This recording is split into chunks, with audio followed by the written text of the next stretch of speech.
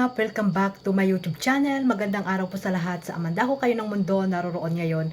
At ito nga guys, no, panibagong reaction tayo mga Kalingap dito sa Jomcar. Hindi matapos-tapos na pagre-reaction sa part 95. At dito nga guys, no, dahil dito mga Kalingap, may mga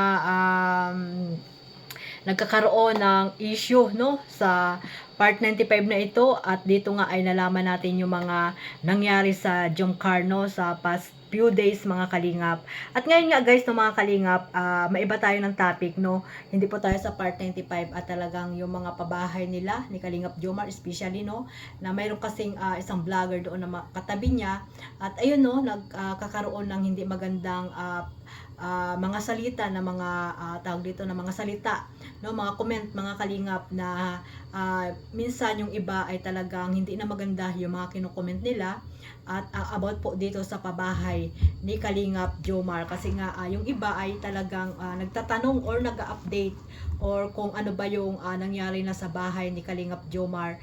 At ang iba naman ay nagagalit kung ano ba, hindi naman nagagalit, binibigyan nila ng advice or paalala yung isang host na wag silang mag-update sa bahay ni Kalingap Jomar kasi nga ay ito ay iba-vlog ni Kalingap Jomar. Pero yung iba po ay binibigyan nila ng hindi magandang interpretasyon, no?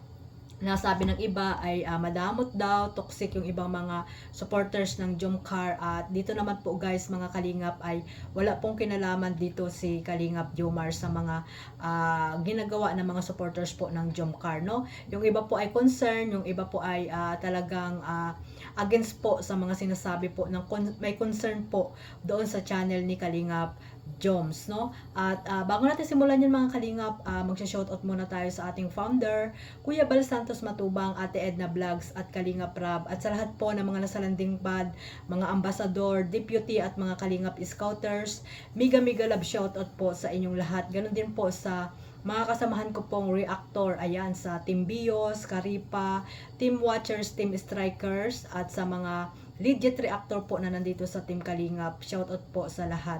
At syempre sa mga OFW, mga sponsor na walang sawang sumusuporta po sa buong Team Kalingap. Ganun din po sa aking YouTube channel, Kalingap Maymay. Mega love shoutout. Ganun din po sa mga nandyan sa Pilipinas. Ayan, shoutout po mga sponsor, mga viewers, at lahat-lahat na po na nandito po sa Team Kalingap. Mega love shoutout. May ipapanood po akong video sa inyo, no, about po dito sa pag-interview or kikipag-usap ni Kalingap Rab dito kay Carla at Papa Joms. Diyan po makikita ninyo kung talagang grabe po yung nangyari pala sa kanila past few days, no, ago mga Kalingap. So dito natin malalaman mga Kalingap. Ayan, congrats ka na, nakaproud ka. Bilang kuya mo, bilang dating tumutulong sa'yo, sobrang proud ako sa'yo kasi dating nagtitinda lang guys ng puto. Ngayon, nagpapagawa ng sarili niyang property. Although wala pang bahay kasi hindi pa naman kaya ni Carla magpagawa ng bahay sa ganyang kalagayan sitwasyon niya ngayon kasi hindi lang naman sarili niya iniisip niya, family niya sa kanya yung umaasa, di ba? Magkano lang naman kinikita sa trabaho ni papa mo, di ba? Si mama mo naman, bantay sa mga kapatid mo, di ba? So, grabe guys, nakakabilib to si Carla, no? Si Carla, yan, isa sa mga hinahangaan kong beneficiary at masasabi kong proud ako na naging beneficiary ko. Kasi wala akong masabi, kung marunong siyang humawak ng pera, walang yabang, walang luho sa katawan, talagang lahat is basta nakaka-inspire si Carla, no? Sana marami pa tayong matulungan kagaya ni Carla, di ba bro? Yung iba natin tinutulungan na pag umangat din kagaya ni Carla, sana ganito rin yung gawin. Kaya congrats Carla sa lote mo. And hopefully, kung mapatayo ka ng bahay sa sarili mo, ay yan, sana maging maayos, walang problema. And kay Joms naman, itong kubo-kubo mo Joms, anong plano mo dito bro? Wala ko rin dito bro magpaano. Paunti-unti din naman. Paunti-unti din. So ito yung magiging barracks ng carpenter kung sakali. Pagawa ka na ng bahay nyo. At nakakatawa. Bye bro. Kung kapit-bahay kayo. At yun ka talaga Joms. Wala, natutuwa lang ako. Basta naman kayo. Tagal ko yung hindi nakaka-banding, no? Kasi syempre, siguro naman, naiintindihan nyo naman na hindi lang naman si Carla, di ba? Tutulong ko ngayon. Marami akong nasikaso ko. Bihira ko din po yung mga jamming. Kaya yun, kung may vlog tayo, baka lang tayo nakakaganito o banding. So kung saan? Ayos lang bro. Okay lang man po.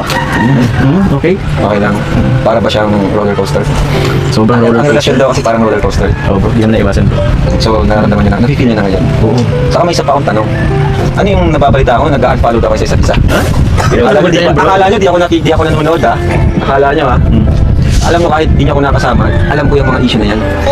So bakit kayo nag-unfollow sa isa't isa? Kinabahan ako dun, nalaman ko yun. Bakit? Iwan ko si Carla. Ha? Alam mo bro, alam mo yun bro, na duman kayo naman dito. Hindi rin naman madali. May mga tumpuan, ups and downs, para sabi mo nga kasi roller coaster. Pero, yun, bro, ang malagad din naman bro is, inayos din naman namin. Naman namin na ganda. Okay. So, talaga nagkakaroon ng mga tapuhan, away, gano'n? Oo, dahil kung maraming umaaligid bro. Ay!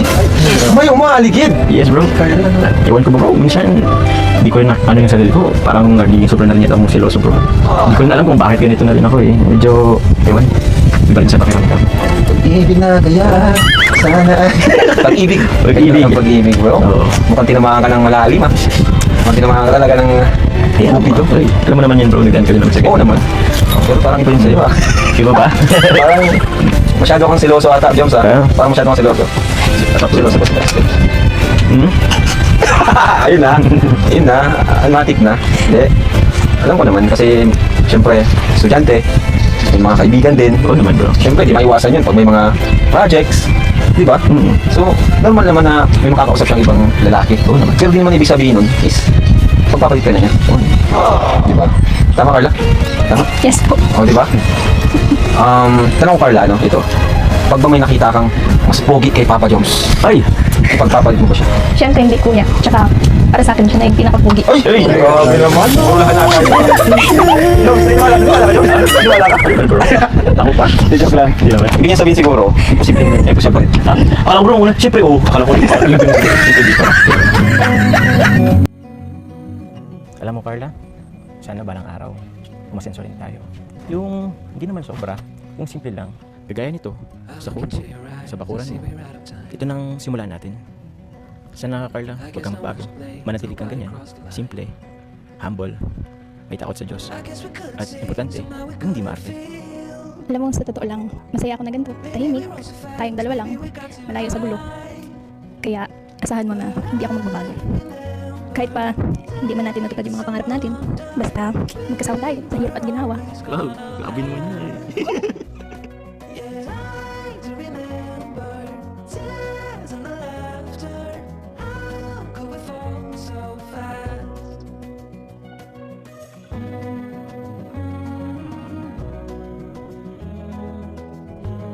Mga Kalingap ay grabe, proud na proud si Kalingap Jomar dito kay Carla dahil nga syempre noong una ay nagtitinda lamang ng puto, no? At dahil nga sa Kalingap ay kay Kalingap Rab ay napasikat niya at nagkaroon ng maraming blessings, mga sponsor na talagang naandyan po kay Carla mga Kalingap. At syempre nang dahil kay Kalingap Rab ay nagkaroon ng YouTube channel si Carla at isa yan sa mga nagkakaroon ng kita dyan si Carla. At ayun nga, no, proud na proud si Kalingap Rab, no?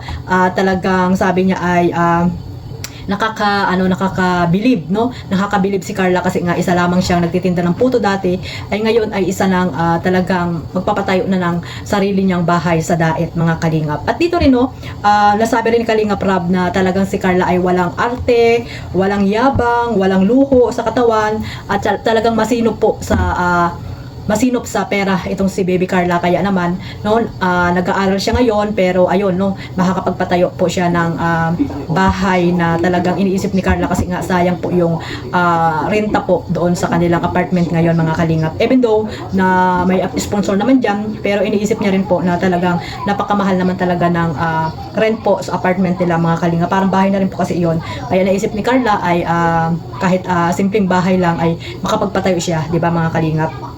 At ayun nga, kinamusta ni Kalingap Rab, no, ang kanilang relasyon, kung ano ba meron. Siyempre, ayan na dyan nga, yung nalaman ni Kalingap Rab na yung unfollow, nalaman din pala ni Kalingap Rab at talagang kahit na busy si Kalingap Rab ay talagang naka-update dito sa dalawa mga Kalingap. At ayun, sabi ni Kalingap Rab ay talagang ganyan ang relasyon, no? Parang roller coaster mga Kalingap. Nandito yung ups and down, may mga problema dumating at hindi naman perfecto yung isang relasyon mga Kalingap. Talagang nag-aaway din. At ayun nga, sabi ni Kalingap Joms ay bakit ganun yung nararamdaman niya, talagang selos, no? Nagsiselos siya kay Carla kasi hindi naman po yan maiwasan mga Kalingap, lalo na si Carla ay maraming nakikilala sa school nila, di ba? At hindi natin din masabi ang panahon mga Kalingap, kaya yan siguro yung iniisip din ni Kalingap Jomar. Pero sabi nga ni Kalingap Rab, no, kay Carla, kung halimbawa daw na may mas makilala siyang mas pogi, no, kay Jomar, ay papalitan niya ba si Jomar mga Kalingap. Pero sabi ni Carla, hindi na po kasi siya yung pinakapogi. Ay, pambihira yan. Haba lang hair mo, Kalingap Jomar. Siya na yung pinakapugi sa paningin. O ayan na, sinabi na yan ni Carla guys. Kaya yan yung panghahawakan natin. No? Kaya yung mga duda pa dyan, mga Kalingap, huwag na po kayong magduda kasi focus po tayo dito sa dalawa kung ano man yung mga ginagawa nila, di ba? Kaswitan nila sa bawat isa at yung awayan po or tampuhan mga Kalingap, normal lang po yan sa magkarelasyon, no? Normal lang po yan. Kaya wag niyo na pong intindihin yan kung sila may magkatampuhan, pero sabi nga ni Kalingap Jomar ay inaayos din naman nila agad yon, no mga Kalingap. At ayun, no mga Kalingap, balik tayo dito sa issue naman dito sa pabahay, no? Sa bahay ni Kalingap Jomar na maraming nag-update or mga nalaman ko pa na talagang ina-update ng kabilang GC daw at doon ay sinesend itong mga nangyayari dito sa pabahay ni Kalingap Jomar or ni Carla siguro mga Kalingap. So ibig sabihin meron pa silang tawag dito, meron silang connection, no? Connection or meron silang tawag dito, gusto nila magkaroon pa ng update sa Jomcar, no? Kung ano man yung mga nangyayari lalo na sa pabahay ni Kalingap Jomar. At dito nga may nagsalita dito or may nag-comment doon sa live ng isang charity vlogger na dapat daw sa sementeryo na lang, no? Ito nga guys, no mga Kalingap, ito yung comment na talagang dapat daw sa sementeryo na lang daw magtayo ng bahay itong si Kalingap Jomar kasi nga ayaw nung cam or ayaw ng siguro para daw tahimik, di ba mga Kalingap? Kasi nga napapag-usapan doon yung wag i-update yung bahay or pabahay nila kasi nga may channel si Kalingap Jomar. So ibig sabihin respect na lang po mga Kalingap ang mangyayari dyan, no? Sa isang host naman or nandoon sa kapitbahay, dapat pag may nagsabi sa iyo na i-update or ano bang nangyari, nagtanong, sabihin mo na lang na hindi pwede ako mag-update dyan kasi may channel naman si Kalingap Jomar, no? Respeto ko na lang po sa kanya kasi nga ay si Kalingap Jomar po ang mag-update niyan. So ayun na lang sana at magkaroon tayo ng pakiramdam, no? Pakiramdam sa bawat isa.